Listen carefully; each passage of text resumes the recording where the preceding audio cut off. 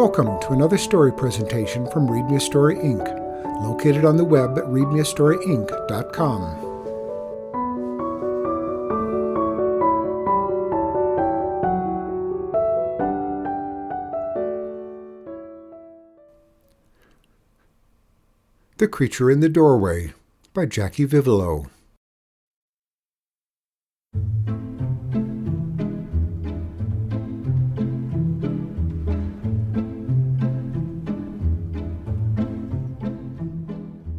The tail was the part of the creature Jeff Pardee saw first, though he didn't know then that it was a tail. In his seat by the window, Jeff was the width of the room away from the classroom door. But he could see the doorway perfectly well, and he could see the black velvet rope that lay just inside the door. As he watched, it rose in a lazy, looping motion and thrashed down against the floor. No, not a rope. Something living. He had mistaken it for a rope, but not for a moment could it be mistaken for a snake. No snake could rise so completely or fall with that graceful power. What he was seeing was a cat's tail, only 20 times bigger than the tail of any house cat. Staring at the shadows in the partially open door, Jeff thought he could see the curve of a dark haunch. He watched, mesmerized by the motions, the flicks and lashes of the tail, until biology class was almost over. A shuffling of paper around him drew his attention to the other students. None of them seemed to have noticed the creature in the doorway. When their books were stacked, a few of those most eager to be out of class glanced towards the hall. But nobody screamed, or pointed, or even commented. Jeff kept quiet too. In English and geometry classes, the teachers kept the doors closed, so Jeff had no chance to watch the hallway for another glimpse of the dark creature. By noon, he began to think he had been dreaming in biology. But during the first class after lunch, the creature came back. Miss Sorrel always opened the door ajar in the French room. Pour le vent de travers, or to get a cross-current, she would explain. In this class, Jeff sat closer to the door, and he saw the big black creature come and first drop to its haunches and then stretch out just inside the door with its tail trailing into the French room. A panther, Jeff thought. What other cat could be so large? A black panther. He watched it with hungry interest through the rest of the class period. On the following day, Jeff kept an eye on the door all through biology class, but the panther did not come. Between classes, he tried to look up and down the halls, but the crowds of students moving between classrooms and lockers blocked his view. By the time he reached his own locker and switched books, he was almost late for class. At the door of the geometry room, he paused as the bell rang. Glancing once more up and down the hall, he spied the panther walking away from him. The animal seemed to sense Jeff's gaze. The huge cat's head swung slowly around on its well-muscled neck. The panther's eyes did not meet Jeff's, but the great creature held his head in profile, as though acknowledging an admirer. In study hall that afternoon, Jeff picked up volume P of the encyclopedia. "What you looking up?" asked Richard, who shared a table with him. "Nothing," Jeff shrugged, and he soon found out that he had spoken more truly than he had intended. "Panther," he read, "is a name given to the leopard." He took the volume back and exchanged it for the L volume. Sliding back into his chair and flipping the pages, he found the entry for leopard. "Ah, this is more like it," he thought. Leopards are the third largest cats in the world. Only lions and tigers are larger. Jeff stopped and thought. The only time he had seen the full length of the leopard had been in the hallway, and then he had seen him from behind, so it was hard to judge size. Still, this black panther seemed bigger than anything he had ever seen in a zoo, lion, tiger, or whatever. An average leopard is 2 feet high at the shoulders and 7.5 feet long, he read. The largest may be 9 feet long. A male may weigh 100 to 160 pounds. the female 75 pounds. The black leopard is so dark the spots are almost impossible to see. The whole animal looks black. Leopards are climbers and spend part of each day in trees. They are meat-eaters, though they rarely attack humans. Incredibly strong, leopards have been known to drag 150-pound carcasses to branches 20 feet above the ground. Jeff silently formed the word, "Wow," and closed the book. At home that evening he looked up leopard in a big book called Animals of the World. The illustration showed a leopard pouncing on a deer. Leopards hunt monkeys, sheep, jackals, goats, and antelopes, Jeff read. This book, too, said that leopards don't usually attack people. But once an individual leopard discovers people are easy prey, he becomes more dangerous than a tiger. Prey? Jeff pondered as he closed the book. I wonder if I am prey to my leopard. Is he stalking me? Jeff wasn't prepared for biology class, but he wasn't worried. The odds of being called on in a class of 38 people were very small. In fact, he imagined he could slip almost unnoticed right through his high school years if he really tried. He sat in class wishing he could draw cartoons as Richard did to pass the time. Then, 10 minutes before the bell, Mr. Behrens walked over and opened the door. The panther must have been leaning against it, because he sprawled into the room as the door moved back. With his hand on the door and his eyes still on his book, Mr. Behrens stepped away. Jeff held his breath, afraid to move, frightened that everyone around him would see the panther. No one did. Class went on just as before. That afternoon, Jeff was watching the panther through the open door of the French room. The class was translating a story about a girl who came home to find her friends making a mess of her room, playing her records, and even disturbing her goldfish. Qui a insulté mon poisson rouge? Who insulted my goldfish? Someone translated. Jeff tried to focus his attention on the French book, but soon his eyes wandered to the shadowy form in the doorway. Miss Sorrel wouldn't like it. She'd drive it away. Jeff wondered how to tell someone in French that she had insulted your panther. "Richard," Miss Sorrel said sharply in the tone of a teacher calling a name the second time. Jeff turned to look at Richard, whose mind had clearly not been on French class. Perhaps Richard had also seen the panther. Jeff regarded him with interest. "What was the question, Miss Sorrel?" "Didn't you hear the question, Richard?" "I'm sorry, Miss Sorrel. I was drawing a cartoon of insulting a goldfish." The class laughed and Jeff turned away, feeling oddly relieved. Richard's distraction had had nothing to do with the panther. Jeff was beginning to think of the panther as his own. He wasn't curious about why only he could see the leopard. He was just grateful. Whatever the leopard's business with him, it was private, just between the two of them. For more than a week, Jeff watched the panther. Long classes, boring classes flew by unnoticed. His only thought was for the sight of the sleek black fur. Through open doors of classrooms he watched the creature. Sometimes in the halls between throngs of blue-jeaned legs he would see the easy slouch of its movement. He felt certain the panther was aware of him, but it never looked directly at him. "I'm always watching him, but if he sees me at all, I don't know it." One day, as Jeff stared at the flip-flop of the leopard's tail, Miss Sorrel called on him to translate the French lesson. Jeff looked at the open page in front of him. He knew he had the right page, but what had he just read? He searched frantically for his place and looked up bewildered.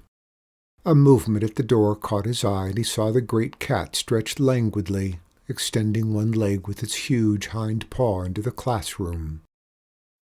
Heartened by the sight, Jeff looked again at the page and started to read. La forêt est verte et sombre, et c'est le léopard habite. The forest is green and dark. Here the leopard lives. Très bien. Very good, Jeff. Miss Sorrel praised him. Jeff sighed and followed the translation for the rest of the page, and only then looked up to find his panther had gone. "Major move in French class. You got Miss Sorrel fooled," Richard told him in the study hall. "How about playing some racquetball after school?" Jeff shook his head. "Maybe tomorrow." Often after school he lingered in the halls hoping for the last sight of his panther. "It's as much a case of my stalking him as of his stalking me," Jeff told himself on the way home. "Friend or foe," he chanted to himself, climbing the stairs to his room. "Friend or foe, that's what I would like to know." Laughing at himself, he threw his book-bag onto the bed and raised the shade of his window. He almost stumbled backward. The usually bare limbs of the tree by the window weren't bare any longer. Stretched full length, arrogant and imperturbable, the leopard lay on a branch just beyond the glass. As Jeff stared open-mouthed, the bold head lifted, and the great yellow eyes looked straight into his. He heard his mother calling. Held by the gaze, he stayed where he was.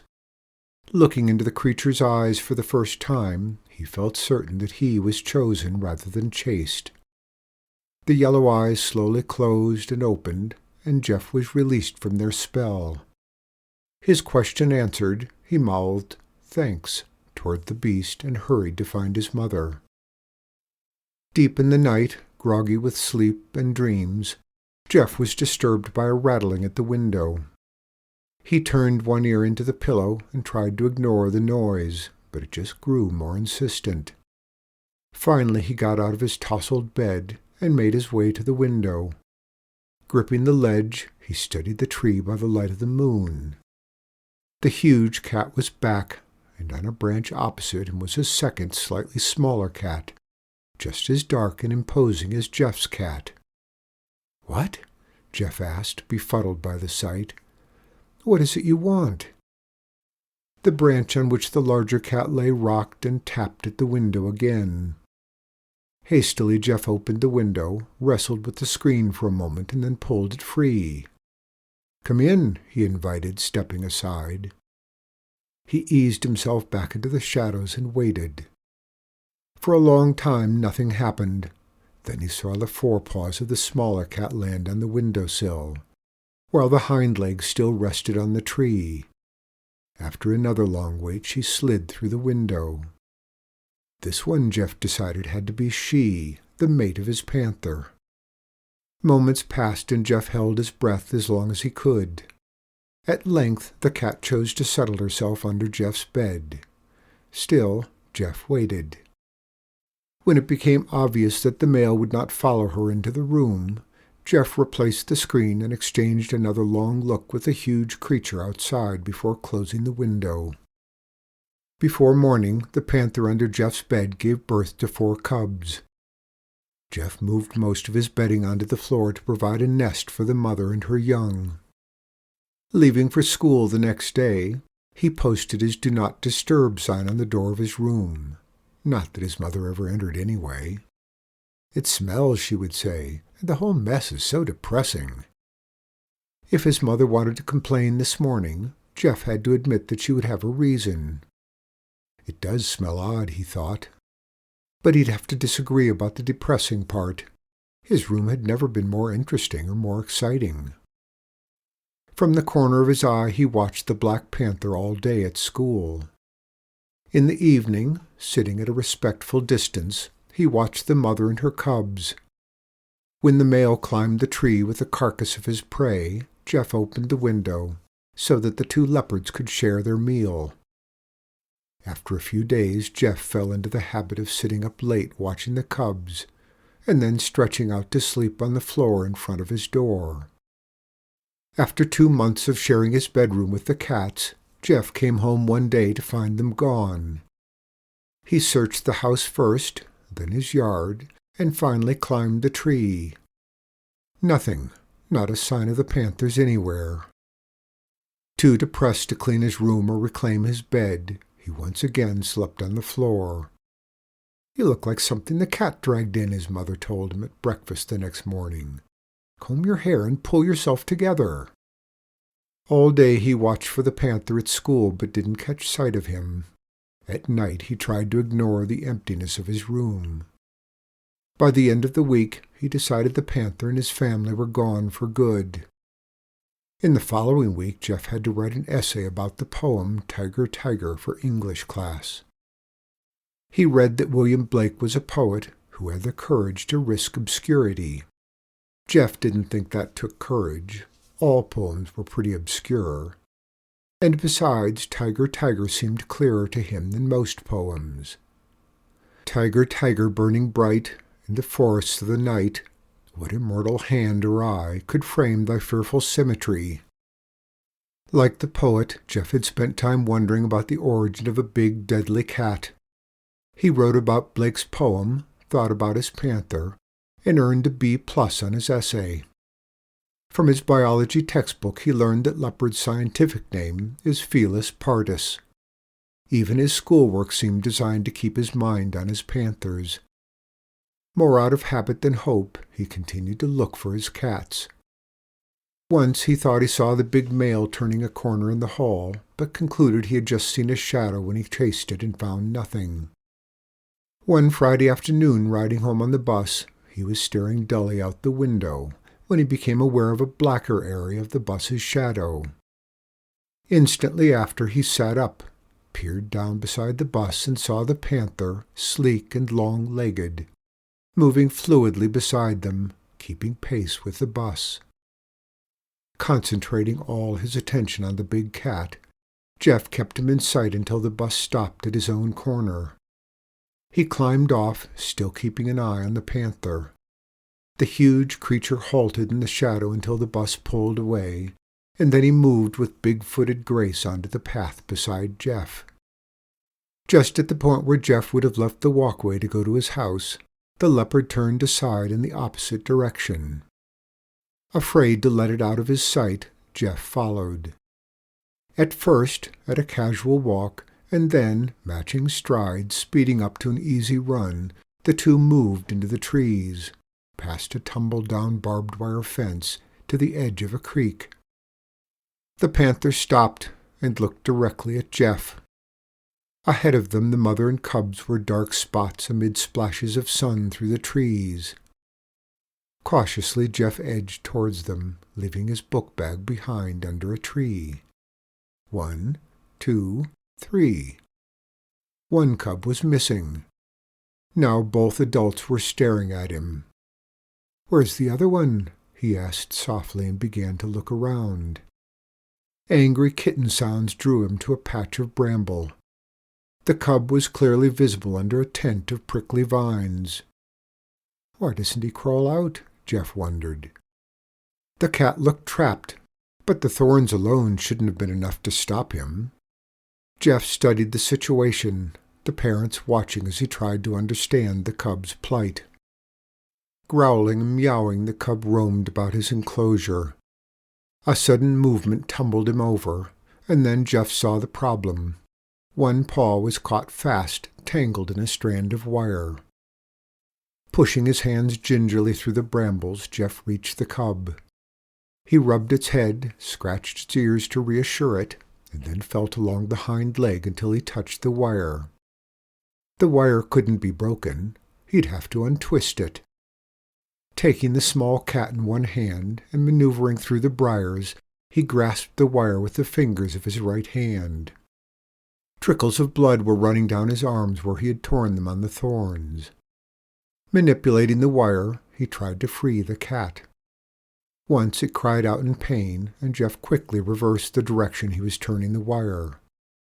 After a while he slid the cub and his own bloodied hands out of the thorny enclosure. Pushing past Jeff, the mother claimed her fourth cub and began washing it, the force of her tongue rolling it over on the leaves. For long moments Jeff watched, tolerantly ignored by the cats. Then, regretfully, he gathered up his book bag and left the cat family to its woodland privacy. On Saturday morning, Jeff lay in bed wondering what had wakened him at 5 o'clock. He rolled on his side and stared at a corner of his rug frayed by the cat's chewing. Just as he began to debate the possibility of seeking them out again, he heard the familiar scratching at the window.